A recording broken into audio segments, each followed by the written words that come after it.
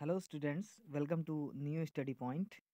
आइए, इस बार मैंने बहुत ज़्यादा इम्पोर्टेंट टॉपिक जो है वो चुना है, खास करके क्लास 10th और क्लास 12th के high school and intermediate examination Hindi examination board से चुना है। और आप देख सकते हैं कि आप जैसे थंबनेल देख पा रहे हैं, उस थंबनेल में मैंने लिखा है निबंध कैसे लिखें। ठीक है, तो ये बहुत इंपॉर्टेंट है। बच्चों के अंदर बहुत ज़्यादा प्रॉब्लम्स होती है, यानी कई सारे बच्चे एग्ज़ाम हॉल में बैठते हैं और वो निबंध जो है वो नहीं लिख पाते हैं और उनको निबंध का जो है वो नंबर नहीं मिल पाता है। जैसे तैसे वो लिख के निबंध चले आते हैं, उनको लगता है कि कुछ भी लिख दिया जाए और निबंध का उनको नंबर जो है वो मिल जाएगा, लेकिन ऐसा नहीं है। अगर आप अच्छे से निबंध लिखते हैं तो आपको पूरे के पूरे नंबर जो है वो मिलेंगे। ठीक है, और निबंध जो है वो बच्चे से लिखाया जाता है, उसकी कुछ वजह होती है, उसका कुछ कारण होता है। उस कारण को भी हम इसके अंदर समझेंगे कि आखिर निबंध जो है वो कैसे लिखें और निबंध क्यों लिखाया जाता है बच्चे से हाई स्कूल या इंटरमीडिएट एग्जामिनेशंस के अंदर जो है वो क्यों लिखाया जाता है। तो इन चीज़ों को हम इसी वीडियो के अंदर जो है वो समझेंगे और ये वीडियो बहुत ज़्यादा इंटरेस्टिंग और बहुत ज़्यादा इंटरटेनमेंट होने वाला है। आप जल्दी से चैनल को लाइक, सब्सक्राइब, कमेंट कर दीजिए और पूरे इस वीडियो के साथ जो है वो बने रहिएगा, ताकि आप जो है वो निबंध से जो फ़ायदा है वो आपको जो है वो मिल पाए। और आप क्लास 10th और 12 के अंदर जब आप निबंध लिख रहे हों तो आपके अंदर एक्साइटमेंट होनी चाहिए कि पेपर के अंदर मुझे निबंध लिखने का मौका कब मिलेगा। बहुत सारे बच्चे जो है वो निबंध नहीं लिख पाते हैं, उसकी कई सारे कारण हैं, उन्हीं कारण को हम इसके अंदर समझेंगे। लेकिन निबंध अच्छे तरीके से लिखने के लिए हमें निबंध के बारे में जानना होगा। ठीक है, कि निबंध आखिर कहते किसको हैं, या क्यों लिखाया जाता है, या इसके कितने प्रकार होते हैं, या निबंध लिखने के क्या क्या तरीके होते हैं। ठीक है, बहुत सारे बच्चे ये नहीं जानते हैं, इसको छोड़ देते हैं। वो क्या करते हैं कि केवल 1-2 निबंध या 2-3 निबंध जो है वो कुछ रटा-रटाया निबंध होता है, उसी को जाके याद कर ले जाते हैं और वहाँ पे लिख देते हैं। किसी बच्चे का नहीं फँसता है, तो वो नहीं लिख पाता है, लेकिन किसी का फँस गया तो लिख लेता है, लेकिन उसको जानकारी कुछ नहीं होती है। ठीक है? निबंध कोई चीज़ रटने वाली चीज़ नहीं है, ये निबंध कहीं से भी आ सकता है, कोई भी चीज़ आ सकता है, तो इसलिए निबंध को हमें सीखना पड़ेगा। ठीक है? यानी निबंध अगर हम सीख लेंगे, तो हमें बहुत ज़्यादा आसानी होगी। ठीक है? तो चलिए हम स्टार्ट करते हैं और निबंध जो है वो लिखना सीखते हैं। तो सबसे पहला ये है कि हमें समझना होगा कि निबंध कहते किसको हैं। तो देखिए, मैंने यहाँ पे टॉपिक डाला है कि निबंध का अर्थ क्या है। ठीक है? तो निबंध के अर्थ के बारे में अगर हम बात करें, मैं इसको पहले पढ़ूँगा, पढ़ने के बाद हम इसको आपको एक्सप्लेन करके समझाएँगे। देखिए, सबसे पहला लिखा है कि निबंध शब्द, यानी जो निबंध शब्द है, निबंध शब्द 2 शब्द से मिलकर बना है। ठीक है? यानी 2 शब्द से मिलकर बना है, कि किससे? एक तो नी और एक प्लस बंध, यानी नी प्लस बंध, ये 2 शब्दों से मिलकर बना है, जिसमें नी का मतलब होता है पूरा। ठीक है? नी का क्या मतलब होता है? पूरा या पूरी। ठीक है? और बंध का मतलब होता है तरीके से बंधा हुआ। ठीक है? यानी पूरी तरीके से बंधा हुआ। ठीक है? इसका मतलब होता है पूरी तरीके से बंधा हुआ। क्लियर है? बंधा हुआ। ठीक है? तो आप ये देख लीजिएगा, निबंध का मतलब होता है नी प्लस बंध। ठीक है? नी प्लस बंध, यानी नी माने होता है पूरी तरीके से और बंध का मतलब होता है बंधा हुआ। ठीक है? आप समझ पा रहे हैं? तो आप देखिए, यहाँ पे लिखा है कि निबंध जो शब्द है, ठीक है, वो नी और बंध शब्द से आया है, जिसका अर्थ है, यानी जिसका जो मतलब है, जिसकी मीनिंग है, अच्छी तरीके से बंधा हुआ, यानी पूरी तरीके से बंधा हुआ। अब पूरी तरीके से बंधा हुआ का क्या मतलब है? पूरी तरीके से बंधा का मतलब होता है कि आपने अपनी बातों को बहुत ही कम शब्दों के अंदर एक्सप्लेन भी कर दिया है और उसका मतलब भी क्या है? सार्थक है। इसका मतलब अच्छी तरीके से बंधा हुआ। अच्छी तरीके से हम ये भी कह सकते हैं कि जो लिखने वाला है, ठीक है, उसने इस तरीके से लिखा है कि जो पाठक है, यानी जो पढ़ रहा है तुम्हारे निबंध को, उसको मज़ा आ रहा है। यानी उसके उसका जो जो पाठक है, उसको आपका जो आपने जो विचारों को रखा है ना, यानी जो निबंध लिखा है, वो पढ़ने वाले को बहुत अच्छी तरीके से समझ में आ रहा है। इसका मतलब होता है अच्छी तरीके से बंधा हुआ। यानी आपने जिस जिस चीज़ की, जिस एलिमेंट की, जिस शब्द की जहाँ ज़रूरत थी, आपने वहीं पे लिखा है, उसका मतलब होता है अच्छी तरीके से बंधा हुआ। इसलिए इसका नाम ही है निबंध। आगे देखिए, इनकी जो भाषा विषय होती है, यानी इनका जो भाषा होती है, यानी जो निबंध की जो भाषा होती है, ये विषय के अनुकूल होती है। यानी जो विषय आपने जो टॉपिक आपने चुना है, जिस पे आप निबंध लिखने वाले हैं, उस विषय के अनुकूल होती है, यानी बिल्कुल उसी के अकॉर्डिंग होती है, ये मतलब होता है। ठीक है? तो इसका मतलब क्या हुआ कि निबंध लिखने के लिए आपकी जो भाषा होनी चाहिए, उस वो टॉपिक के अनुसार होनी चाहिए। ठीक है? आगे देखिए, निबंध की शक्ति है अच्छी भाषा। अब देखिए, सबसे पहली बात क्या है कि निबंध की जो शक्ति है, यानी जो उसकी ताकत है, वो क्या है? अच्छी भाषा है। अब आप मुझे बताइए, अगर आपने अच्छी भाषा का प्रयोग करके निबंध को नहीं लिखा, तो निबंध निबंध कहाँ रह जाएगा? ठीक है? तो शक्ति ही उसकी क्या है? अच्छी भाषा, ठीक है। तो आपको अच्छी भाषा जो है वो प्रयोग करनी है किसके, निबंध लिखने में। आगे देखिए, भाषा के अच्छे प्रयोग से, यानी अगर आपने अच्छी भाषा का जो है वो प्रयोग किया, तो आपके जो भाव होंगे या विचार होंगे। भाव का मतलब होता है आपकी फीलिंग्स, विचार का मतलब होता है आपके थॉट्स, क्या आप सोचते हैं, यानी आपके क्या भाव हैं, क्या विचार हैं और क्या एक्सपीरियंसेस हैं। भाई आदमी क्या करता है, अपनी ही एक्सपीरियंसेस को, जो उसने अपने जीवन में सीखा है, उसको कागज़ पे उतार के लोगों को बताता है, ठीक है। अपने भावों को, जो वो महसूस करता है, उसको आगे की तरफ एक्सप्लेन करता है। अपने जो विचार होते हैं, जो आइडियाज़ होते हैं, उनको भी वो क्या करता है, एक्सप्लेन करता है, ठीक है। तो आपको भी जब आप निबंध लिखेंगे, तो आप अपने भाव को, अपने विचार को और अपने अनुभव को, यानी जो अपने अपने जीवन में, अपने जीवन में जो है वो सीखा है, उसको क्या करना है, मतलब ये तीनों चीज़ें, भाषा मतलब भाव और विचार और अनुभव, ये तीनों चीज़ें आपको प्रभावशाली ढंग से लिखनी है। ये भी नहीं कि आप चाहे जैसे जी करे वैसे लिख दें, आपको प्रभावशाली ढंग से लिखना है, ठीक है। वही लिखा है कि प्रभावशाली ढंग से जो है वो व्यक्त किया जा सकता है। मेरे हिसाब से अब आपको निबंध का मतलब जो है वो समझ में आ गया होगा, ठीक है। मैं एक बार फिर से अपनी इन पूरी लाइन को जो लिखा है, मैंने जो इधर-उधर करके बताया है, ठीक है, पूरा एक्सप्लेन करके अब मुझे एक ही बार में इसको पढ़ के बोल देना है। अब देखिए, अब मैं पढ़ रहा हूँ कि निबंध शब्द का मतलब होता है क्या? ये शब्द से बना है जिसका नाम है नी प्लस बंध, जिसका अर्थ होता है अच्छी तरीके से बंधा हुआ। इसकी जो भाषा विषय होती है, वो यानी इसकी जो भाषा होती है वो विषय के अनुकूल होती है, जो टॉपिक आपने चुना है उसके अकॉर्डिंग होती है। निबंध की ताकत क्या है अगर आप पूछा जाए, तो आप बोलेंगे अच्छी भाषा होती है। भाषा के अच्छे प्रयोग के द्वारा हम अपने भाव को, अपने विचारों को, अपने अनुभव को प्रभावशाली ढंग से जो है वो व्यक्त करते हैं। व्यक्त का मतलब होता है एक्सप्रेस करते हैं या लोगों को बताते हैं। अब आप बताने के कई सारे तरीके हैं, आप संकेत के माध्यम से बता दें, आप बोल कर बता दें, आप लिख के बता दें। तो जो लेखक होता है वो लिख के बताता है, ओके। ये ध्यान रखिएगा। मेरे हिसाब से अब निबंध का जो अर्थ है वो क्लियर हो गया है, ठीक है। चलिए आगे की तरफ देखते हैं, क्योंकि हमारी वीडियो जो है बहुत ज़्यादा इंपॉर्टेंट होने वाली है। आप जो है वो इस वीडियो के साथ जो है वो कंटिन्यूअस रहेंगे, ठीक है। चलिए देखिए, अब निबंध की परिभाषा देखिए। अभी आपने सीखा है निबंध का अर्थ, ठीक है। अब निबंध की परिभाषा क्या है, तो निबंध की परिभाषा पढ़ने से पहले हम पहले क्या करते हैं कि हमारे पास एक लेखक हैं जिनका नाम है बाबू गुलाब राय, ठीक है। इनके बारे में बात कर चुका हूँ, ठीक है। बाबू गुलाब राय ने निबंध की जो परिभाषा बताई है, उसमें उन्होंने अनेक तत्वों को शामिल किया है, ठीक है। यानी इन्होंने निबंध लिखना, यानी जो निबंध की जो परिभाषा है उसमें कई सारे तत्वों को, कई सारे एलिमेंट्स को एक्सप्लेन किया है।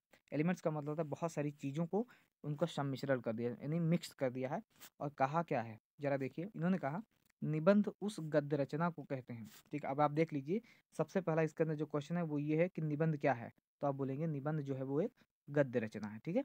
यानी निबंध उस गद्य रचना को कहते हैं, यानी उसको कहते हैं जिसमें एक सीमित आकार के, मैंने अभी पहले ही बताया है कि आप अपने विचारों को, जो विचार है उसको कम शब्दों में जो है वो ज़्यादा अच्छे से एक्सप्लेन कर दें। वही तो लिखा है ना इसमें कि गद्य रचना को कहते हैं जिसमें एक सीमित आकार के भीतर किसी विषय का वर्णन, यानी कोई ऐसा कोई भी वर्णन हो, किसी कोई भी टॉपिक हो, उसका आपको वर्णन वर्णन करना है या उसको प्रतिपादन करना है। दो चीज़ करना है, वर्णन और प्रतिपादन करना है, ठीक है। कैसे करना है ये भी ध्यान रखिए। एक विशेष निजीपन, ठीक है, यानी निजीपन से, यानी आपको लगना चाहिए कि इसको मैं ही केवल कर सकता हूँ और कोई नहीं कर सकता।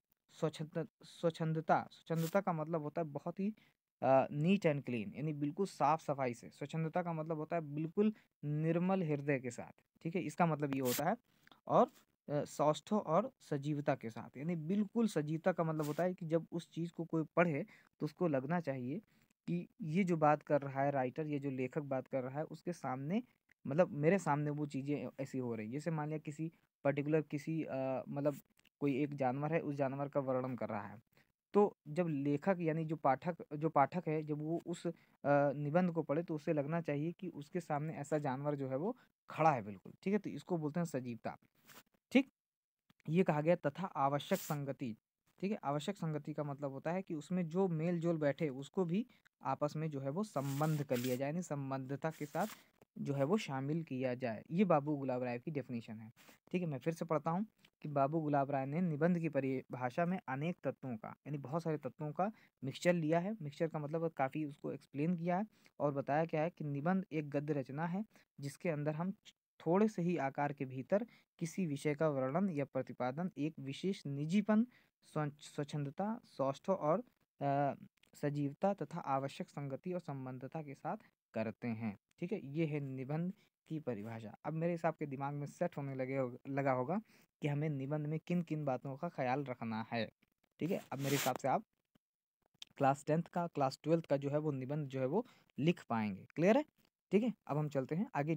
आगे भी जो हमारे जो टॉपिक्स हैं उनको भी हम देखते हैं। क्लियर है? आपको बिल्कुल निबंध के बारे में कुछ छोड़ेंगे नहीं, सारी चीज़ें बता देंगे। ये जो मैं बता रहा हूँ ये हायर लेवल यानी बीएससी बीएड तक के लेवल के लिए बहुत ज़्यादा ये इंपॉर्टेंट है। अगर इसको पढ़ लिया जाएगा तो आपके, मैं आपसे बताता हूँ कि अगर आपने पहले कोई निबंध लिखा होगा, उसके बाद इसके बाद इसको पढ़ने के बाद अगर आप कोई निबंध लिखेंगे तो उसमें आपको बहुत ज़्यादा इम्प्रूवमेंट दिखाई देगा। ऐसा लगेगा कि आपने बहुत पीछे गलती की है। ठीक है, तो ये ध्यान रखिएगा। चलिए आगे की तरफ चलते हैं। ठीक है, आप लाइक सब्सक्राइब जो है वो कर दीजिए। ठीक है, चलिए देखते हैं।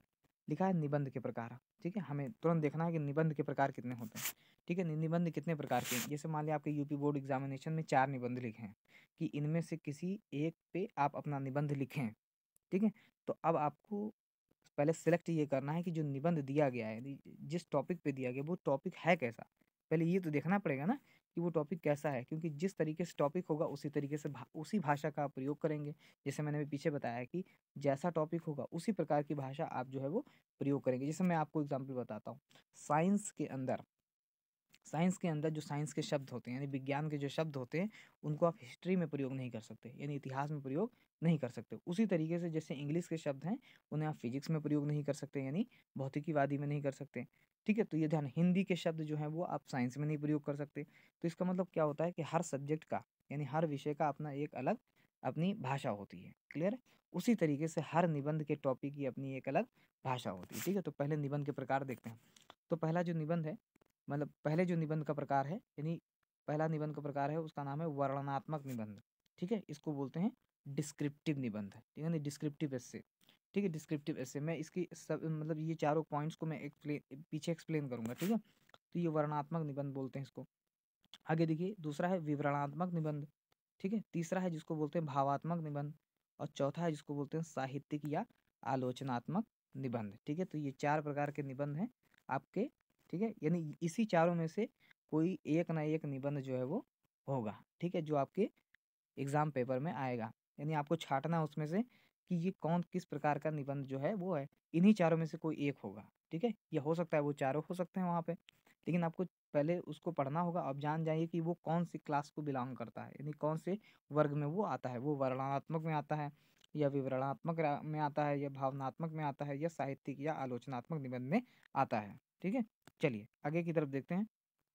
आगे की तरफ देखें। हाँ, तो अब हम 1 बाय 1 जो है वो पढ़ेंगे। आप देखिए क्या है। पहला मैं टॉपिक आपको बता रहा हूँ वर्णनात्मक, क्योंकि हमें समझना बहुत ज़रूरी है। हम कैसे देख के यानी टॉपिक देख के कैसे जान पाएंगे कि ये वाला जो है वो वर्णनात्मक में आता है। ठीक है, तो वो हमें देख के पता चलेगा। देखिए कैसे पता चलेगा। लिखा है इन निबंधों में, यानी जिसमें वर्णनात्मक होता है उनके निबंधों में जो निरूपण अथवा व्याख्या, ठीक है, यानी जो निरूपण होता है या जो व्याख्या होता है जिसको एक्सप्लेनेशन आप बोलते हैं, उसकी एक्सप्लेनेशन की प्रधानता रहती है। यानी इसमें जो एक्सप्लेनेशन है, किसी चीज़ को बहुत अच्छे से एक्सप्लेन किया जाता है। ठीक है, जैसे विभिन्न प्रकार के जैसे दृश्य। ठीक है, कोई सीन आपने देख ली, कोई घटना आपने देख ली, या कोई स्थल आपने देख लिया, उसका आपका आकर्षक वर्णन कहा जाए। जैसे मान लिया कह दिया जाए ताजमहल पे निबंध लिखिए, अब आपके दिमाग में फटाक से आ जाना चाहिए क्या कि ये वर्णनात्मक है। ठीक है, क्योंकि मैंने अभी बताया कि कोई दृश्य हो सकता है, कोई घटना हो सकती है, कोई स्थल हो सकता है, इसका आपको आकर्षक वर्णन जो है वो करना है तथा वर्णन करना है। और इन विशेष निबंधों का जो कलेवर है, यानी जो विषय वस्तु, कलेवर विषय वस्तु जो निबंधों का है यहाँ पे होता है, यानी दृश्य घटना स्थलों का आकर्षक वर्णन जो है वो इस प्रकार के निबंधों में किया जाता है। आगे देखिए कि इन निबंधों की अन्य विशेषता यह है कि यहाँ प्रायः प्रत्येक निबंधकार अपने निबंध में, यानी जो निबंधकार जो निबंध लिख रहा होता है वो क्या करता है अपने जो निबंध है जो वो एस्से लिख रहा है, निबंध लिख रहा है, उसमें एक सजीव चित्र उपस्थित करता है। सजीव चित्र उपस्थित करता है, मैंने अभी पहले ही बताया कि किसी नॉन लिविंग चीज को यानी किसी निर्जीव वस्तु को इस तरीके से लिख देना मानो वो जिंदा है। ठीक है, इस तरीके का सजीव चित्रण किया जाता है। भाई आप मुझे एक बात बताइए, ताजमहल का जब भी कोई एक्सप्लेनेशन करता है तो उसका सजीव चित्रण कर देता है, यानी इस तरीके से वो बताया जाए कि आपको ऐसा लगे कि मानो वो चीज़ जिंदा है, ठीक है, तो उसी को बोलते हैं सजीव चित्रण। इसी को अंग्रेजी में बोलते हैं पर्सोनिफिकेशन। पर्सोनिफिकेशन का मतलब होता है कोई नॉन लिविंग चीज़ है, उसको हम इस तरीके से कहें कि वो जो है वो आपको लिविंग जैसे लगे, ठीक है, क्लियर। जैसे मैंने कहा प्यार अंधा होता है, ठीक। तो ये आपको ऐसा क्या लगता होगा, आपको ऐसा लगता होगा कि ये कोई आदमी है और वो अंधा है, ठीक है। तो आप देखिए मैंने इस तरीके से बोला है कि ऐसा लग रहा है कि नॉन लिविंग चीज जो है वो लिविंग में जो है वो बन गई है, ठीक है, तो इसे बोलते हैं, इसलिए सजीव चित्रण जो है उपस्थित किया जाता है। अब देखिए इसमें ये मेरे मेरे हिसाब से आपको बात समझ में आ गई होगी, मैं फिर से एक बार एक्सप्लेन किए दे रहा हूँ कि इस प्रकार का जो निबंध है उसके अंदर कौन सी चीज़ों को एक्सप्लेन किया जाता है। कोई दृश्य हो सकता है, कोई सीन हो सकती है, कोई घटना हो सकती है, कोई स्थल हो सकता है, यानी कोई प्लेस हो सकता है, उसका आकर्षक वर्णन किया जाता है। और इस तरीके से निबंधकार उसको करता है कि उसको बिल्कुल सजीव बना देता है, ठीक है। इतनी बात क्लियर हो गई। चलिए आगे की तरफ चलते हैं। देखिए यहाँ पे देखिए, क्लियर है।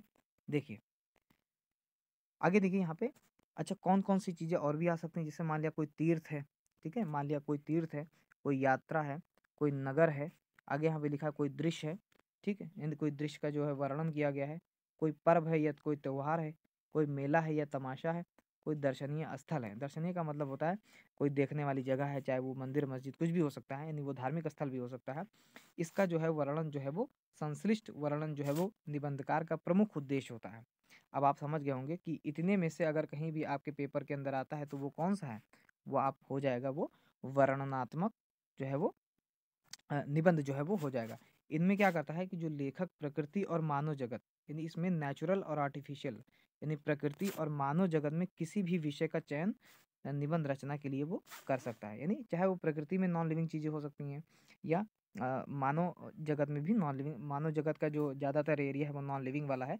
प्रकृति में देखा जाए जैसे नदी, झरना, पहाड़, इन सब के बारे में वो एक्सप्लेन कर सकता है। तो ये सारी चीज़ें जो हैं वो वर्णनात्मक में आती हैं। मेरे हिसाब से आपको पहला टाइप समझ में आ गया होगा, क्लियर है। अब ये यही सारी चीज़ें आपको धीरे धीरे जो है जब आप लास्ट में बिल्कुल एंड में ख़त्म करेंगे तो आपको ऐसा लगेगा कि हमको कुछ जो है वो आज मिला है, ठीक है, खास करके निबंध के माध्यम में। और आप जो है वो क्लास 10th में आप अपना निबंध बहुत अच्छी तरीके से लिखेंगे, ठीक है, क्लियर हो गया। अब आप लाइक सब्सक्राइब तो आप कर ही दीजिए, मैं बोल रहा हूँ, ठीक है। चलिए आगे की तरफ देखिए, ये हमारा पहला टाइप हो गया। अब हम सेकेंड टाइप की बात करते हैं। ये देखिए सेकेंड टाइप की बात है जिसको बोलते हैं विवरणात्मक निबंध, ठीक है। अब इसके अंदर क्या होता है, जरा ये भी केस देखो।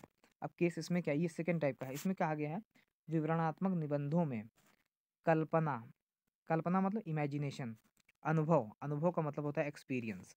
अब देख लीजिए दो चीज़ों को इसमें शामिल किया गया, एक कल्पना को और एक अनुभव को, यानी इमेजिनेशन एंड एक्सपीरियंस की प्रधानता होती है। यानी खास करके इसमें कल्पना की बातों को ज़्यादा रखा जाता है और एक्सपीरियंस की बातों को रखा जाता है। साथ ही इस वर्ग के निबंधों में वर्णन के साथ साथ, यानी किसी चीज़ को एक्सप्लेन करने के साथ साथ विवरण की प्रवृत्ति जो है वो विद्यमान रहती है, यानी उसका विवरण भी जो है वो दिया जाता है। इसीलिए इसे कथात्मक, कथात्मक तथा या अथवा आख्यानात्मक, ठीक है, आख्यान विधि, ठीक है, आख्यानात्मक निबंध भी कहा जाता है। अब आप देख लीजिए इसके तीन नाम हो गए, एक एक तो विवरणात्मक हो गया, दूसरा कथात्मक हो गया और तीसरा आख्यानात्मक हो गया। तो आपको परेशान तो होना नहीं है, ठीक है, क्योंकि तीनों जो है वो क्या है, एक ही है, क्लियर है। तो इसे कहा जाता है, सबसे पहले आपको याद रखना है कि विवरणात्मक में कल्पना और अनुभव की प्रधानता ज़्यादा होती है, इसे कथात्मक और आख्यानात्मक विधि भी कहते हैं। इसके अंदर विवरण की जो पद्धति होती है, यानी जो प्रवृत्ति होती है वो विद्यमान रहती है, यानी शामिल रहती है, ठीक है। आगे देखिए, विवरणात्मक निबंधों में विषय वस्तु, जो विषय वस्तु है मुख्यतः कौन कौन होते हैं, जैसे जीवनी, ठीक है, यानी कोई चीज़ की जीवनी हुआ, कथा हुआ, घटनाएं हुई, पुरातत्व हुआ, इतिहास हुआ, ठीक है। मैं इसको थोड़ा ऊपर बढ़ाता हूँ। आगे देखिए आप, यहाँ पे देखिए ये, ठीक है, अगर हम इसमें देखें ये, क्लियर है। तो विवरणात्मक निबंध के अंदर अगर देखा जाए तो विषय वस्तु में जीवनी, कथाएं, घटनाएं, पुरातत्व, इतिहास, अन्वेषण, आखेट और युद्ध का वर्णन जो है वो किया जाता है, ठीक है। ये निबंध जो है वो व्यास शैली में जो है वो लिखे जाता है। अब क्वेश्चन ये पूछा जा सकता है कि व्यास शैली में जो है वो कौन लिखे जाते हैं, क्लियर है। तो ये ध्यान रखिएगा, जीवनी अगर किसी का कथा आ जाए, घटना आ जाए और पुरातत्व आ जाए, इतिहास आ जाए, अन्वेषण आ जाए, आखेट आ जाए, युद्ध आ जाए, तो उसे हम क्या बोलेंगे, विवरणात्मक निबंध। यानी किसी चीज़ का हमको जो है विवरण लिखना है, यानी डिस्क्रिप्शन लिखना है, क्लियर है। इसे कह दिया जाए कि जय शंकर प्रसाद की जीवनी लिखी है, ठीक है। या लिख दिया जाए महात्मा गांधी के बारे में बताइए या महात्मा गांधी की जीवनी के बारे में बताइए, तो वो कौन सा हो गया? वो हो जाएगा कथात्मक बोल सकते हैं या आख्यानात्मक या विवरणात्मक, क्योंकि मेन वही है, विवरणात्मक हो जाएगा। क्लियर है? अब मेरे हिसाब से आपको समझ में आ रहा होगा। चलिए आगे की तरफ देखते हैं। हमारा जो तीसरा है, और तीसरा मैं आपसे बता दूं कि निबंधों की जान है, बहुत कम ही लोग इसको लिख पाते हैं। ठीक है, देखिए क्या है। अगर आप इसको देखेंगे तो ये बहुत काफ़ी इंपॉर्टेंट है और इनको हमें देखना जो है वो ज़रूरी है। भावनात्मक निबंध, ठीक है, अगर हम इसको देखेंगे तो इसको हम क्या बोलते हैं? भावनात्मक निबंध। भावनात्मक निबंध अच्छे अच्छे नहीं लिख पाते हैं। क्यों? क्योंकि इसके अंदर अभी देखिए पूरा पढ़ने के बाद आपको खुद ही पता चल जाएगा क्यों नहीं लिख पाते हैं इसे लोग। देखिए क्या है कि भावनात्मक निबंध, ठीक है, भावनात्मक निबंध में बुद्धि की अपेक्षा, आप देखिए अभी तक मैं आपको बता रहा था कि आप जो भी लिखेंगे वो बहुत ही सोच समझ के इंटेलिजेंट यानी बुद्धिमत्ता के मैनर में लिखेंगे, लेकिन यहाँ पे क्या कह दिया गया? यहाँ पे तो बुद्धि को बिल्कुल मना ही कर दिया गया, कहने की बिल्कुल कट। ठीक है, यानी भावनात्मक निबंधों में बुद्धि की अपेक्षा राग वृत्ति की प्रधानता होती है। राग वृत्ति का मतलब होता है फीलिंग्स, ठीक है, यानी यहाँ पे फीलिंग्स की प्रधानता होती है, आपको फीलिंग रख के लिखना पड़ेगा। ठीक है, यानी फीलिंग जो है वो क्या कहते हैं, रख के लिखना पड़ेगा। ठीक है, इनका सीधा संबंध, यानी इसका अगर संबंध की बात की जाए तो सीधा संबंध किससे होता है? हृदय से होता है। किससे होता है? हृदय से होता है। तो हृदय से होता है मतलब यहाँ पे मन का काम, यानी ब्रेन का काम नहीं है या मस्तिष्क का काम नहीं है। यहाँ आपको हर चीज़ दिल से फील करके जो है वो लिखनी पड़ेगी। ठीक है, इसके अंदर क्या होती है? अनुभूति होती है, मनोवेग होता है। अनुभूति का मतलब जो इमोशंस हैं या एक्सप्लेनेशन है, ये सारी चीज़ें, यानी इमोशंस हैं और जो आपके मन के जो संवेग चल रहा है, यानी मन में जो भी चीज़ें फीलिंग्स उत्पन्न हो रही हैं उनको, और भावों की, यानी जो आपकी फीलिंग्स हैं उसकी अतिशय अभिव्यंजना। अतिशय अभिव्यंजना का मतलब होता है कि आपके अंदर जो फीलिंग्स है सब सारी चीज़ें उसको, अपनी फीलिंग्स को एक्सप्लेन करके जो है वो रख दीजिए। ठीक है, तो इन निबंधों में इसको दिखाई देता है। अच्छा, ये जो निबंध है इसमें जो निबंधकार होता है वो सहृदय, ममता, प्रेम, करुणा, दया। आप मुझे बताइए कि इसके अंदर जितना भी मैंने आपको बताया है, जितना भी मैंने बताया है, आप बताइए ये सभी के सभी एक को दिखाई नहीं देते हैं। इनको केवल फ़ील किया जा सकता है, इन्हें दिखाई नहीं देगा। तो अब एक आप मुझे बताइए, अगर क्लास 10th में, क्लास 12th में एग्ज़ाम पेपर में कोई ऐसा आ जाए जिसको पढ़ने से आपको लगे कि यार ये तो फीलिंग से रिलेटेड है और इसे हम देख नहीं सकते, इसको हम टच नहीं कर सकते, इसको हम केवल फ़ील कर सकते हैं, तो वो किस में आ जाएगा? तो वो आ जाएगा भावनात्मक निबंध के अंदर आ जाएगा। तो अगर कोई हृदय से, ममता से, प्रेम से, करुणा से, दया से अगर ऐसी भावनाओं को आपको मिल रहा है, ठीक है, तो आप समझ आइए वो भावनात्मक निबंध है और ये भावात्मक निबंध को प्रकट करता है। ठीक है, जो निबंध है उनको क्या करता है? ये प्रकट करता है। ठीक है, मेरी बात समझ में आ गई होगी आपको? ठीक है, जैसे एग्जाम्पल के तौर पे मैं आपको बताता हूँ, अगर लिखा गया है, अगर उसमें लिख दिया गया है कि एक टॉपिक है, उसका लिखा गया है कि जो प्यार है वो अंधा होता है, इस पे निबंध लिखो। अब आप मुझे एक बात बताइए, आदमी इसमें क्या सोच के लिख देगा? लेकिन जो लेखक होता है, जो भावात्मक निबंधकार होता है, वो इस पे बहुत कुछ लिख देगा, आपने कभी सोचा भी नहीं होगा। ठीक है, इतना ज़्यादा ये लिख देगा। ठीक है, तो आपको जब ये ऐसे आपको टॉपिक आ जाएंगे तब फिर आपको हृदय से सोचना पड़ेगा, यहाँ पे आपका दिल का काम जो है वो ख़त्म हो जाएगा। क्लियर है? तो ये ध्यान रखना कि आप किस पे लिख रहे हैं। चलिए आगे की तरफ देखते हैं, ये बहुत इंपॉर्टेंट था। चलिए अब आते हैं जो हमारा चौथा पार्ट है, जिसका नाम क्या है? साहित्यिक या आलोचनात्मक निबंध। ठीक है, साहित्यिक या आलोचनात्मक निबंध की बात यहाँ पे की जाएगी। अब ये देखिए क्या है, ये थोड़ा आलोचनात्मक गलत लिख गया है, इसको आप देख लीजिएगा। साहित्यिक या आलोचनात्मक निबंध क्या है? देखिए, किसी साहित्यकार, ठीक है, यानी कोई साहित्यकार है उसके बारे में, या कोई साहित्यिक विधा के बारे में, या कोई साहित्यिक प्रवृत्ति पर अगर लिखा गया जो निबंध है उसे साहित्यिक या आलोचनात्मक निबंध कहला जाता है। यानी कोई साहित्यकार है या कोई साहित्यिक लिटरेचर है या कोई साहित्यिक प्रवृत्ति का कोई दूसरा कोई एलिमेंट है, अगर उस पर कोई निबंध लिखा गया है तो उसे क्या बोलते हैं? साहित्यिक या आलोचनात्मक निबंध कहलाता है। जैसे मुंशी प्रेमचंद पे लिखा गया, ठीक है, ये साहित्यकार है ना, तो मुंशी प्रेमचंद, तुलसीदास, आधुनिक हिंदी कविता, छायावाद हिंदी साहित्य का स्वर्ण युग, ये सब जितने भी हैं इन्हें बोलते हैं साहित्यिक या आलोचनात्मक निबंध जो है वो इन्हें बोला जाता है। इसमें ललित निबंध भी आते हैं। क्लियर है? इन्हें इसके अंदर जो ललित निबंध है वो भी आते हैं। चलिए ऊपर की तरफ खिसकाते हैं, आगे की देखिए। ठीक है, ये देखिए, ये देखिए, ठीक है, तो इसमें ललित निबंध भी आते हैं। इनकी भाषा, यानी इनकी जो भाषा होती है वो कैसी होती है? काव्यात्मक। ठीक है, यानी भाषा जो होती है वो काव्यात्मक होती है। और रसात्मक होती है। रसात्मक का मतलब उसके अंदर रसों का जो है वो प्रयोग किया जाता है। काव्यात्मक और रसात्मक जो है वो प्रयोग किया जाता है, ठीक है। और ऐसे निबंध जो है वो शोध पत्र के रूप में अधिक लिखे जाते हैं, यानी रिसर्च की इंडस्ट्रीज में जो है वो ज़्यादा लिखे जाते हैं। जब काफ़ी कोई चीज़ रिसर्च करके लिखी जाती है तो उसे हम साहित्यिक या आलोचनात्मक बोलते हैं। जिसे आपने भी सुना होगा कि विज्ञान के अंदर बहुत सारे जो वैज्ञानिक है वो अपनी थ्योरी देते हैं, ठीक है, लेकिन उन थ्योरी को दूसरे वैज्ञानिक जो है वो उनकी आलोचना करते हैं, उन्हें मना करते हैं, उनसे कहते हैं ये थ्योरी सही नहीं है। तो उस प्रकार की चीज़ों को बोलते हैं आलोचनात्मक निबंध, ठीक है। क्लियर हो गया? तो ये 4 प्रकार के आपके अंदर निबंध थे। मेरे हिसाब से अब क्लियर हो गया होगा आपको कि हम निबंध किस प्रकार से छाँटेंगे या निबंध कितने प्रकार के होते हैं, ठीक है। चलिए अब आगे की तरफ देखते हैं। मेरे हिसाब से आप लाइक और सब्सक्राइब कमेंट जो है वो करते रहें, ताकि हम इसी तरीके से वीडियो जो है वो आगे बनाते रहें। चलिए आगे की तरफ देखते हैं। अब ये देखिए कितना इंपॉर्टेंट है, ठीक है। यानी आपको कैसे पता चलेगा कि आपने जो निबंध लिखा है वो अच्छा है या बेकार है, या अच्छा है या गड़बड़ हो गया। तो देखिए क्या है, देखिए निबंध लिखने की प्रैक्टिस होती है, ठीक है। आप 2-4 बार निबंध लिखेंगे तो हर बार आपका जो लिखा गया निबंध है वो अपने पिछले वाले निबंध से अच्छा ही होगा। क्लियर है? चलिए देखिए अच्छे निबंध की विशेषताएं देखिए। अच्छे निबंध की अगर विशेषताएं बात की जाए तो देखिए कितनी सारी इसमें खास बात है। देखिए क्या है, पहला है प्रभावशाली भाषा, ठीक है। यानी पहली भाषा क्या है, अच्छे निबंध की विशेषता है प्रभावशाली भाषा।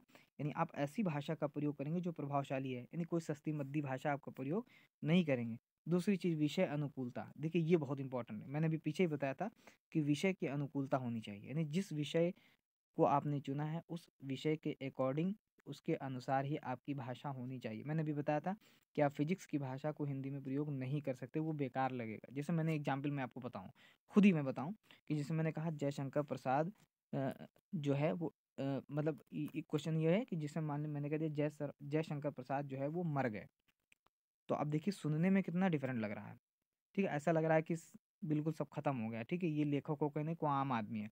लेकिन अगर मैं कह दूं जयशंकर प्रसाद का निधन हो गया, तो आप देखिए अब सब सेट हो गया, यानी बहुत अब काफ़ी सही लगने लगा, ठीक है। तो उसी हिसाब से आपकी जो है वो भाषा होनी चाहिए, ठीक है। तो विषय अनुकूल होनी चाहिए और प्रभावशाली होनी चाहिए, ये पहला टॉपिक होना चाहिए। दूसरा है निबंध में विचार, यानी आप जो निबंध लिख रहे हैं उसमें लगना चाहिए कि आप कुछ सोचे जरूर थे, ऐसा नहीं कि आपका दिमाग कहीं और था, यानी आप किसी चीज़ को देख रहे थे, उसको देख देख के उसको लिख डाले, बाकी उसको सोचा कुछ है ही नहीं, ठीक है। यानी आपका जो विचार है, निबंध में विचार और भाषा दोनों में कसावट होनी चाहिए। कसावट का मतलब होता है तालमेल होना चाहिए, ठीक है। यानी आपके जो विचार हैं उसी विचार से आपकी भाषा जो है वो मैच करनी चाहिए। कसावट होनी चाहिए, यानी आपकी बातों के अंदर मतलब ग्रेविटी होनी चाहिए। आप ऐसा समझ लीजिए, यानी बातों में दम होना, जैसे बोलते हैं नहीं, दलीलों में दम, ठीक है। तो बातों में आपकी दम होना चाहिए, ठीक है। चलिए मेरे हिसाब से आपको समझ में आ रहा होगा, अच्छा भी लग रहा होगा, ठीक है।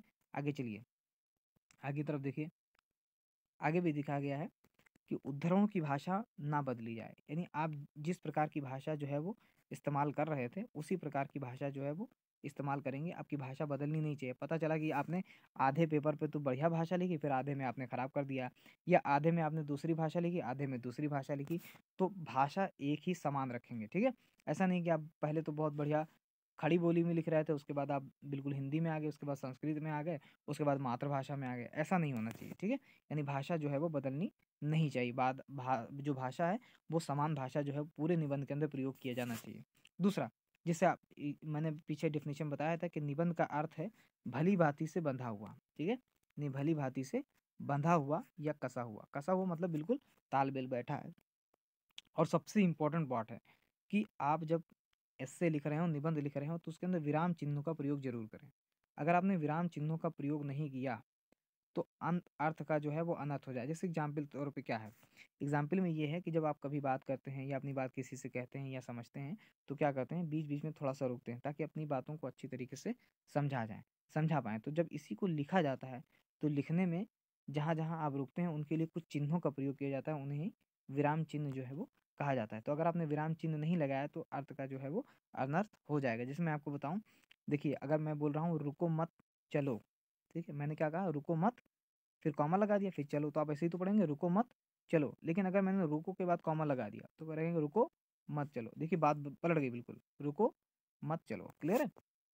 तो ये देखिए विराम चिन्हों से अर्थ का जो है वो अनर्थ हो जाता है, ठीक है। दूसरा, आपके विचार जो है वो बिखरे ना हो, बिखरे ना हो का मतलब होता है आप कुछ और लिख रहे थे, उसके बाद थोड़ी देर में कुछ और लिखने लगे, ठीक है। तो ये सारी चीज़ें नहीं होनी चाहिए, यानी जिस टॉपिक को आपने पकड़ा है उसी टॉपिक पे आपकी बात होनी चाहिए। दूसरी, चयनित विषय पर चिंतन मनन करें, ठीक है। यदि सबसे सबसे बड़ी जो दिक्कत होती है वो बच्चों की, स्टूडेंट्स की ये होती है कि वो कौन सा विषय चुनें, उस पर निबंध लिखें। तो सबसे पहला है कि जो विषय आपको अच्छे से आता हो, जिसमें आपको लगता हो कि हम इस पे अपना 100% दे पाएंगे, अगर हम थोड़ा सा सोचेंगे विचारेंगे, तो आपको वही निबंध जो है वो लिखना चाहिए। वही लिखा है कि जो चयनित विषय है, जिस विषय को आपने चयन किया है या चुना है, उसको ही केवल आपको चिंतन मनन करना चाहिए, यानी उसी के बारे में सारे पहलुओं को, सारे डायमेंशंस को देखना चाहिए, ठीक है। चलिए आगे की तरफ चलते हैं। आप इस वीडियो को ज़्यादा शेयर करें ताकि आपके जो दोस्त हैं उनको भी फ़ायदा जो है वो मिल पाए, ठीक है।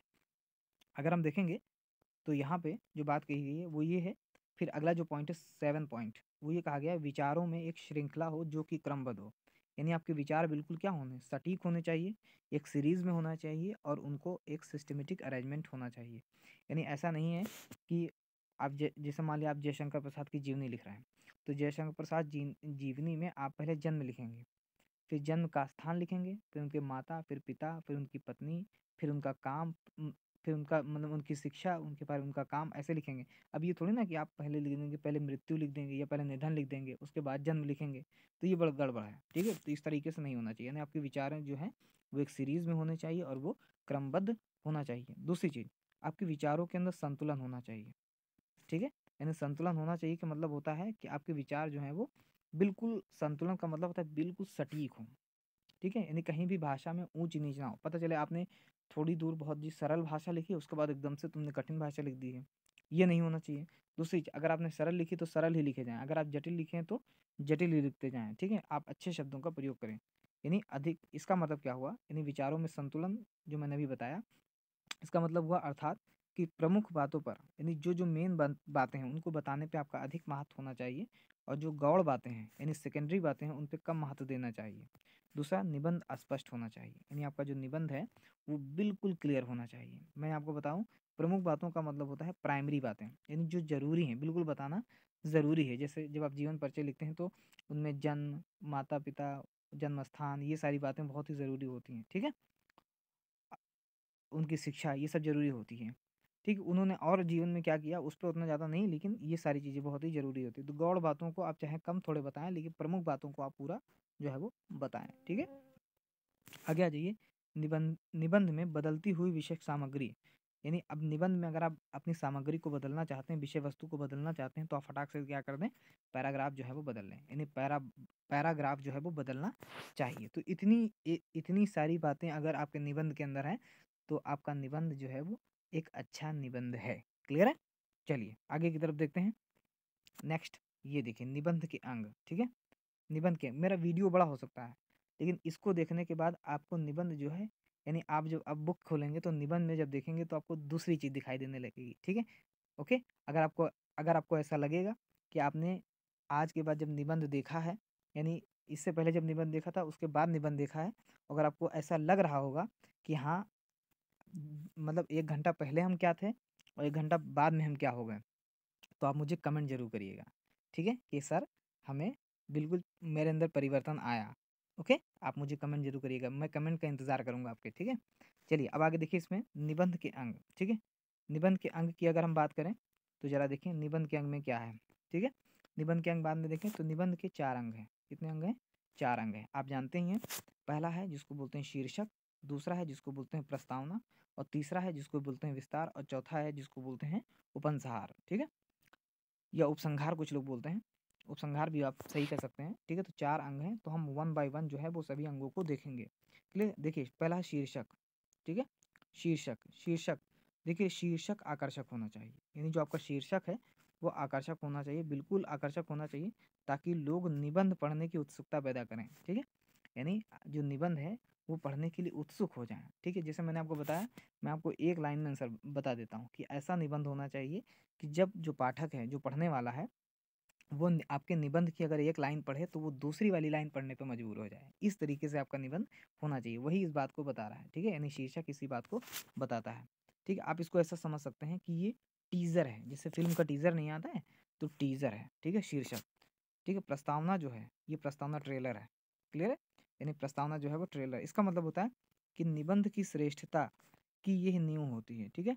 यानी जैसे आप क्या करते हैं, आप लोग जब ट्रेलर देखते हैं तो ट्रेलर से आप ये समझ जाते हैं कि ये फिल्म अच्छी है या ख़राब है, ठीक है। अगर ट्रेलर अच्छा नहीं है तो आप कहेंगे हम ये फिल्म नहीं देखने जाएंगे, लेकिन अगर ट्रेलर अच्छा है तो आप कहेंगे हम इसको ज़रूर देखने जाएंगे। तो वो आप समझ लीजिए प्रस्तावना, ठीक है, ये नींव रख देता है। यानी किसी भी साहित्य की या किसी भी निबंध की जो है वो नींव रख देता है। यानी पाठक जो है वो इंटरेस्ट लेना शुरू कर देता है। आगे देखिए, इसे भूमिका भी कहा जाता है। यानी प्रस्तावना को हम भूमिका भी कह सकते हैं। ये अत्यंत रोचक और आकर्षक होना चाहिए। यानी ये रोचक होना चाहिए और आकर्षक होना चाहिए, ठीक है, परंतु ये बहुत लंबी नहीं होनी चाहिए। यानी ये बहुत लंबी नहीं होनी चाहिए। आप मुझे खुद बताइए कि ट्रेलर बहुत ज़्यादा लंबा होता है? नहीं होता है ना। 1 मिनट, 1.5 मिनट, बहुत से बहुत हो गया तो 2 मिनट, ठीक है। तो ये लंबा नहीं होता है, लेकिन उस छोटी सी वीडियो के अंदर ही, यानी छोटे से ट्रेलर के अंदर ही वो अपनी पूरी फ़िल्म के बारे में एक्सप्लेन कर देता है, ठीक है। बिल्कुल वैसा ही करना है कि प्रस्तावना आपको ऐसे लिखना है कि आप निबंध में क्या लिखेंगे, एक जो पाठक है उसको पूरा का पूरा समझ जाना चाहिए, ठीक है। तो मेरे हिसाब से आपको समझ में आ रहा होगा। आगे की तरफ देखते हैं। ये देखिए, आगे की तरफ ये अत्यंत, अभी यहाँ पे बता रहे थे अत्यंत रोचक होना चाहिए, आकर्षक होना चाहिए, लेकिन ये बहुत ज़्यादा लंबी नहीं होनी चाहिए। आगे देखिए, भूमिका इस प्रकार हो, यानी आपका ट्रेलर इस तरीके से हो कि विषय वस्तु की झलक प्रस्तुत करे। आप देख लीजिए, मैंने अभी बताया ही पहले कि आपकी जो विषय वस्तु है उसको झलक प्रस्तुत कर सके। यानी पूरा वीडियो जो है वो आपके सामने जो है वो कर दे और पाठक जो है वो इंटरेस्ट हो जाए, आपका पूरा का पूरा निबंध जो है वो पढ़े और हाँ कहे कि हाँ इस बच्चे ने जो है वो मेहनत की है, लग रहा है कि निबंध के बारे में अच्छी तरीके से जानता है। चलिए अब देखते हैं तीसरा पॉइंट है। तीसरा पॉइंट है, देखिए, तीसरा पॉइंट है विस्तार, ठीक है। अब विस्तार क्या है? अब ये है आपकी पूरी मूवी, ठीक है, यानी आपकी जो पूरी पिक्चर 2.5 घंटे की 3 घंटे की चलती है ना, वो यहीं होगा। अब देखिए, यहीं विचारों का विकास होता है। तो यानी आप जो निबंध मेन बॉडी है ना, वो यहीं विचार जो है वो करेंगे और अपने विचारों को पैराग्राफ में बार बार बदल बदल के आप लिखेंगे। ये निबंध का प्रमुख अंश होता है, ठीक है। यानी जो निबंध आप लिख रहे हैं उसका प्रमुख अपनी अपनी चीज़ों को यहीं एक्सप्लेन करेंगे। ये संतुलित होना चाहिए और अत्यंत आवश्यक है, ठीक है। यानी इसका संतुलित होना जो है वो अत्यंत आवश्यक है, बिल्कुल संतुलित होना चाहिए। फर्जी की बातें इसके अंदर नहीं रहेंगी, केवल काम काम की बातें रहेंगी। प्रमुख बातें पहले रहेंगी, फिर गौड़ बातें रहेंगी और बेकार की बातें नहीं रहेंगी, ठीक है। यही निबंधकार अपना दृष्टिकोण प्रकट करता है। यानी जिस टॉपिक पे दिया गया है वहीं पे यहाँ पे जो निबंधकार है, एसेइस्ट है, वो अपनी बातों को यहाँ पे दृष्टिकोण जो है वो प्रकट करता है। तो आप बताइए, फिल्म के अंदर जो पूरी फिल्म चलती है उसी के अंदर हीरो और हीरोइन, यानी अभिनेता और अभिनेत्री जो है वो अपनी बातों को या अपने जो कैरेक्टर हैं उनको जो है वो रिवील करते हैं। क्लियर है? चलिए अब आते हैं, लास्ट है उपसंहार। अब समझ लीजिए फिल्म का अंत चलने लगा, लास्ट, ठीक है। उपसंहार, उपसंहार देखिए निबंध का समापन की एक निश्चित क्रम में होता है, ठीक है। यानी जो निबंध समाप्त किया जाता है तो उसका एक निश्चित क्रम होना चाहिए, यानी किस क्रम में जो है वो समाप्त होना चाहिए। तो लेखक जो है वो अपना दृष्टिकोण प्रस्तुत करता है। यानी लेखक का दृष्टिकोण कैसा है, यानी लेखक ने जो उसको सोच के लिखा था उसका दृष्टिकोण कैसा था और वो क्या मैसेज देना चाहता था। यानी क्या वो बताना चाहता था अपने पाठकों को या समझाना चाहता था अपने पाठकों को, जैसे उपदेश, मोरल ऑफ द स्टोरी, नैतिक शिक्षा, ठीक है। दूसरों के विचारों को उद्धृत करके या कविता की पंक्ति के माध्यम से ख़त्म करता है, ठीक है। यानी कोई उपदेश हो सकता है, कोई नैतिक शिक्षा हो सकती है, या कविता की कोई 2 लाइन से वो ख़त्म करता है। या आप देखिए, अक्सर लोग जो हैं वो किसी मीटिंग के अंदर क्या करते हैं कि जब वो अपनी बातों को ख़त्म करते हैं तो क्या करते हैं कि शायरी की 2 लाइन से जो है वो ख़त्म कर देते हैं, ठीक है। तो वो द एंड करना जो है वो सबसे ज़्यादा जो है वो प्रभावशाली होता है, आपको भी अच्छा लगता है। चलिए, ये होता है, इसके बारे में यहाँ पे कहा गया है। चलिए अब हमारा जो अगला टॉपिक है वो ये है निबंध के गुण, ठीक है। अगर निबंध के गुण की बात की जाए तो देखिए, निबंध जब आप रचना कर रहे हों, यानी जब आप निबंध लिख रहे हों, तो इन 2 बातों का ध्यान रखें। पहला, एक कला पक्ष का और एक भाव पक्ष का। यानी ये दोनों टूटने नहीं चाहिए, कला पक्ष और भाव पक्ष। यानी आपकी फीलिंग्स और आपकी कला। आपकी कला का मतलब वो मैं आपको नीचे बताया दे रहा हूँ। देखिए, अलग अलग मैंने लिया, ये देखिए कला पक्ष, ठीक है। कला पक्ष के बारे में अगर बात करें तो कला पक्ष में क्या क्या आता है, मैं आपसे जो मैंने 2 पॉइंट लिखा है ना, कला पक्ष एंड भाव पक्ष। तो भाव पक्ष में क्या आएंगे, फीलिंग्स आएंगे। तो फीलिंग्स को छोड़कर जितनी भी चीज़ें बची वो सब कला पक्ष के अंदर आ जाएंगी, ठीक है। अब देखिए कौन कौन सी बची वो मैं देख रहा हूँ, ठीक है। जब आप मतलब निबंध लिख रहे हो तो विषय के अनुसार आप शब्दावली का प्रयोग करेंगे, यानी भाषा का प्रयोग करेंगे, शब्द का प्रयोग करेंगे, जो भी निबंध आप लिख रहे हों, ठीक है। दूसरा, आपकी जो वाक्य रचना होनी चाहिए वो सरल होनी चाहिए, यानी आप इतना बड़ा ना लिखते चले जाएं, इतना लंबा कि जो पाठक है यानी जब वो पढ़ रहा हो तो वो पीछे वाला भूलता जाए। आप जब किसी चीज़ को शॉर्ट शॉर्ट में जब लिखेंगे तो वो जल्दी याद हो जाएगा। आप देखिए, मैं ही पढ़ा रहा हूँ ना, तो मैंने देखिए इन चीज़ों को कितना छोटा छोटा लिखा है, बड़ा बड़ा लिखा है और छोटे छोटे जो है वो लिखा है। तो इससे क्या हो रहा है कि आपको ज़्यादा समझ में आ रहा है, ठीक है। तो ये ध्यान रखिएगा, ठीक है। विषय अनुसार शब्दावली का प्रयोग, सरल वाक्य रचना, यानी आपकी जो वाक्य की रचना है वो सरल होनी चाहिए। भाव अनुकूल भाषा, भाव अनुकूल भाषा का मतलब होता है कि आपकी जो भाषा होनी चाहिए वो भाव के अनुकूल होनी चाहिए, यानी जिस तरीके से आपका भाव है उसी प्रकार की आपकी भाषा होनी चाहिए। देखिए, अब दो चीज़ें हो गई, एक तो आपकी भाषा टॉपिक के अनुसार होनी चाहिए, यानी जिस तरीके से आपने टॉपिक चुना है, और दूसरा एक जिस तरीके की आपकी फीलिंग है उस वक्त। आप देखिए, जब गाना वाना जब लिखा जाता है तो देखिए उसी तरीके से भाषा जो है वो लिया जाता है, ठीक है। क्लियर है, यानी बहुत अच्छी तरीके से उन भाषा का प्रयोग किया जाता है। वो चाहते तो भाषा कहीं और भी लिख सकते थे, लेकिन वो भाषा उन्हीं ने उस तरीके से इस्तेमाल जो है वो की है। क्लियर है। दूसरी, आपके विचारों की क्रमबद्धता होनी चाहिए, यानी आपका थॉट जो है वो वन बाय वन होना चाहिए, नेक्स्ट बाय नेक्स्ट सीरीज में होना चाहिए। नहीं, पहले ऐसा नहीं कि जिससे आप क्या करते हैं, पहले आप गुस्सा करते हैं फिर प्रेम दिखाते हैं, या फिर पहले प्रेम करते हैं फिर गुस्सा करते हैं। अब आप प्रेम के बाद अगर आप मतलब प्रेम के बाद आप क्या करेंगे, बड़बड़ बड़बड़ ज़्यादा बोलने लगे तो वो जमेगा नहीं ना, तो ये थोड़ी सी दिक्कत होती है, ठीक है। चलिए आगे की तरफ देखते हैं, और भी हैं, ये देखिए, और भी इसमें अंदर दूसरा है रचना की सरलता, यानी जो आप रचना कर रहे हैं उसकी सरलता होनी चाहिए, और उसके अंदर सजीवता जो है वो होनी चाहिए। ये मैं उन बातों को बता रहा हूँ जब आप निबंध लिख रहे हो, और आपके ध्यान आपके माइंड में ये बात होनी चाहिए कि इन चीज़ों में गड़बड़ी नहीं होनी चाहिए। दूसरा है विषांतर त्याग, ठीक है। इसका मतलब ये होता है कि आप जब लिख रहे हो तो आपको त्याग देना है। त्याग देना का मतलब होता है आपको उसी में बिल्कुल जुटे रह जाना। दूसरा है, ये बहुत इंपॉर्टेंट है, पुनरावृत्ति का बहिष्कार, यानी आप देखिए बच्चे जो है वो निबंध लिखते समय क्या करते हैं कि एक ही बात को बार बार रिपीट करके उसको बड़ा कर देते हैं। ठीक है, इससे जो है पाठक पढ़ने वाला जो होता है वो गुस्सा हो जाता है, यानी उसको क्रोध आ जाता है, वो क्या करता है, नंबर काट देता है या उसको काट देता है। ठीक है, तो आपको किसी भी चीज़ को बार बार रिपीट नहीं करना है, ठीक है, ये इससे आप जरूर बचें। बहुत सारे बच्चे यही काम करते हैं। क्लियर, पुनरावृत्ति का बहिष्कार, क्लियर हो गया। चलिए आगे ये हो गया तुम्हारा कला पक्ष का। अब आ जाइए भाव पक्ष का। ये देखिए सेकंड एलिमेंट, ठीक है, सेकंड एलिमेंट में भाव पक्ष है। तो इसमें क्या कहा गया है कि विचारों की नूतनता। इसका क्या मतलब हुआ कि आपके जो विचार होने चाहिए, जो आपके थॉट्स होंगे वो बिल्कुल नए नए होने चाहिए, कोई पुराना घिसा पिटा नहीं होना चाहिए। नूतन माने होता है नया, और इसका उल्टा होता है पुरातन, ठीक है, ध्यान रखिएगा। नूतन का उल्टा जो है वो पुरातन होता है। नूतन माने होता है नया, आपकी बुक भी तो आती है ना नूतन पब्लिकेशन, और पुरातन माने होता है पुराना। दूसरी चीज़, व्यक्तित्व की छाप। व्यक्तित्व की छाप का मतलब होता है कि जो आदमी निबंध लिख रहा है, यानी भाव पक्ष जो लिख रहा है, उसका व्यक्तित्व निखर के आना चाहिए, यानी उसकी पर्सनालिटी जो है वो मतलब उसके लिखने से उसकी पर्सनालिटी जो है वो पता चलनी चाहिए कि वो व्यक्ति कैसा है, उसकी सोच कैसी है, ठीक है। दूसरा है मौलिकता। मौलिकता का मतलब होता है नयापन। इसका मतलब होता है कि नयापन, यानी उसके अंदर झलकना ये चाहिए कि ये एक नए विचार वाला व्यक्ति है। क्लियर है, नए विचार वाला व्यक्ति है, ठीक है। आगे देखते हैं, ये देखिए आगे है प्रभाव उत्पादकता, यानी इस तरीके से होना चाहिए कि जो पाठक पढ़ने वाला है उसकी उसके ऊपर कुछ फर्क पड़ जाए, यानी उसके व्यवहार में परिवर्तन हो जाए। यानी मैं, जैसे आप निबंध कोई लिख रहे हैं और उस निबंध को मैं पढ़ रहा हूँ, तो जब मैं उस निबंध को पढूं तो मुझे उस निबंध के अंदर कोई ऐसी चीज़ मिले जिसको मैं अपने जीवन में उतारना चाहूँ। इसका मतलब मैं अपने व्यवहार में परिवर्तन करूँ, यानी मेरे पर आपका जो जो निबंध है वो प्रभाव डालना चाहिए, तो उसको बोलते हैं प्रभाव उत्पादकता। ठीक है, देखिए आप कभी कभी ऐसे ऐसी ऐसी कहानी होती है ना कि इसको आप सुनते हैं तो आप क्या, रोना आ जाता है, या आप सोचते हैं अरे यार ऐसा कैसे हो गया, ऐसा लग रहा है कि मेरे जीवन में मेरे साथ हो गया। ठीक है, तो ये सारी चीज़ें। दूसरा है कल्पना प्रवणता। कल्पना प्रवणता का मतलब कि पढ़ने वाला जो है उसके अंदर वो कल्पना चलने लगे। जैसे आप देखिए छोटे छोटे बच्चे होते नहीं, तो उनके अंदर एक पोयम रहती है कि माँ मुझको बंदूक मंगा दो मैं भी लड़ने जाऊंगा। तो वो क्या है, वो बच्चे को अंदर पहले से जो है वो पढ़ाया जाता है, यानी रटाया जाता है, ताकि उसके अंदर जो है वो प्रवणता जो है वो आ जाए, यानी कल्पना जो है वो आ जाए। क्लियर है, तो ये सारी चीज़ें होती हैं कि उसको पहले से उसके अंदर वो फीलिंग्स लानी है, तो ये ध्यान रखिएगा। ये क्लियर हो गया मेरे हिसाब से, अब आपको समझ में आ गया होगा।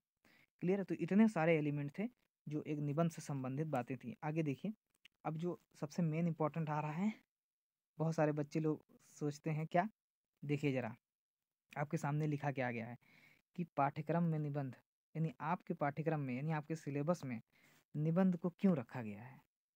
लिखा नहीं है, पाठ्यक्रम में निबंध लेखन को क्यों समाहित किया गया, यानी क्यों बच्चों को एस्से चाहते तो वो मतलब सिलेबस से जो है वो एस्से को हटा सकते थे, लेकिन उन्होंने क्यों नहीं हटाया या क्यों उन्होंने उसको शामिल करके रखा हुआ है। ठीक है, तो ये बच्चों के अंदर बहुत ज़्यादा, जितने भी स्टूडेंट्स वो सोचते हैं कि अरे एस्से नहीं होता तो बहुत अच्छा होता। ठीक है, एस्से जो है वो नहीं कर पाते हैं, ये होता है वो होता है।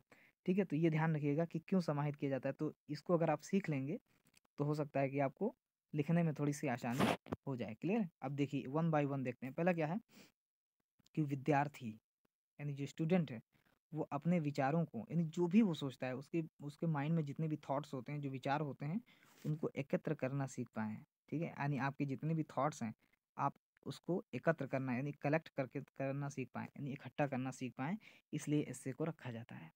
दूसरा है विचारों को संतुलित तरीके से व्यक्त कर पाएँ, यानी आपने जो आपके जो विचार है ना उसको अच्छे से यानी सिस्टमैटिक मैनर में अच्छे ढंग में अपनी बातों को एक्सप्रेस कर पाएँ, इसलिए एस्से को रखा जाता है।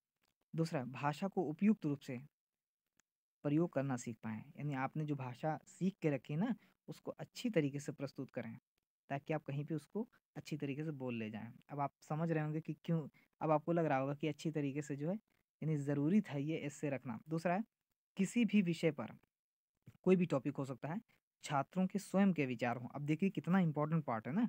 अब देखिए बच्चे, मैंने आपको बताया था ना कुछ बच्चे जो हैं वो याद करके चले जाते हैं, रट के चले जाते हैं, और यहाँ पे क्या कहा गया है, यहाँ पे कहा गया है कि छात्र के स्वयं के विचार हों, यानी तुम्हारे खुद के विचार हों, वो किसी किताब में मिलते ना हों। ठीक है, भाई किताब में किसी ने लिखा तो होगा, वो खुद के विचार थे ना उसके। ठीक है, तो छात्रों के स्वयं के विचार जो है वो होने चाहिए, वो किसी किताब के नहीं होने चाहिए। ठीक है, तो ये सबसे ज़्यादा इम्पोर्टेंट है, और यही बच्चे को सिखाया जाता है निबंध लिखने के लिए। ठीक है, जो इसीलिए निबंध दिया जाता है कि वो अपने विचार रख पाए, इतना कहाँ याद कर पाएगा वो। चलिए आगे की तरफ देखते हैं। मेरे हिसाब से आप सीख पा रहे होंगे, सोच रहे होंगे इतना इम्पोर्टेंट मैंने कब तक छोड़ दिया है, नहीं। चलिए दूसरा है, यानी जो नेक्स्ट जो उसका विशेषता है वो ये है कि उनका वैचारिक स्तर निश्चित हो सके, यानी हमें ये पता चल जाएगा बच्चा किस तरीके से सोचता है। जब वो निबंध लिखेगा तो हम ये जान जाएंगे बच्चे के दिमाग में जो आइडियाज़ चलते हैं, जो विचार चलते हैं, क्या वो निश्चित हैं या अनिश्चित हैं, यानी वो उन्हें अच्छे से बता पा रहा है या नहीं बता पा रहा है, क्योंकि हम उसी से जान पाते हैं कि बच्चा जो है वो किस तरीके से सोचता है। दूसरा, संवेदनात्मक व वैचारिक स्तर पर, यानी इमोशनल और इमेजिनेशन या थॉट की पावर में अगर देखा जाए तो उनको परिपक्व करना, यानी मैच्योर करना, यानी उनकी भाषा सही करना और उनकी फीलिंग्स को भी सही करना, ये भी जो है वो लक्ष्य होता है। दूसरा, वे अपने विचारों को सकारात्मक दिशा दे पाएँ, यानी उनके जो विचार हैं उनके अंदर जो है वो सकारात्मकता पैदा करें, यानी बहुत सारे ऐसे बच्चे होते हैं जिनके विचार में नेगेटिविटी ज़्यादा होती है, तो जब वो इससे यानी निबंध के माध्यम से जब वो लिखेंगे तो उन्हें जो टीचर है वो उन्हें सही रास्ता जो है वो गाइड कर पाएगा कि आपने नहीं, आपने यहाँ पे नेगेटिव पॉइंट्स लिखे हैं, और नेगेटिव पॉइंट जो है वो नहीं लिखा जाता है जब तक कि उसमें ये ना कहा जाए कि इसके नकारात्मक उपयोग भी बताएं। ठीक है, तब तक आपको सकारात्मक ही लिखना है, तो इससे जो बच्चे हैं उस बच्चों के अंदर जो नेगेटिविटी होती है उसको समाप्त किया जाता है। दूसरा, अपने विचारों को दृढ़ता से रखना सीख पाएँ, यानी जो बच्चा है वो उसके जो भी विचार हैं वो बहुत ही दृढ़ता यानी डिटर्मिनेशन संकल्प से उसको रखना सीख पाए। ठीक है, संकल्प से रखना सीख पाए। दूसरा, आलोचनात्मक दृष्टि विकसित हो सके, यानी उसका जो दृष्टिकोण है आलोचनात्मक, आलोचना का मतलब होता है किसी की कमी निकालना, तो ये भी विकसित हो सके कि नहीं भाई आप गलत कह रहे हैं।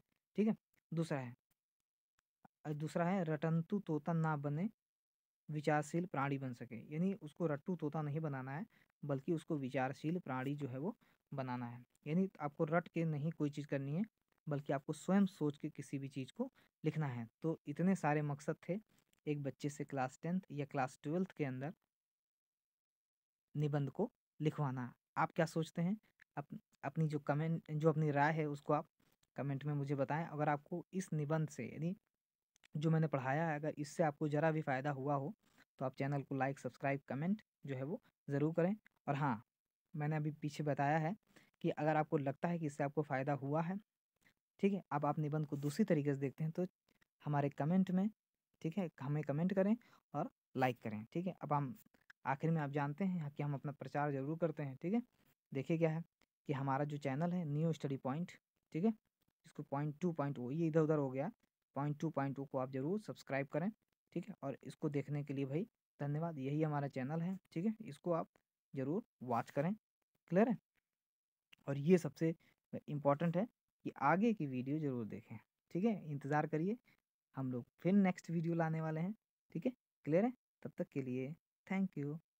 क्लियर है। तब तक के लिए thank you, bye, best of luck, nice to join you, okay, thank you.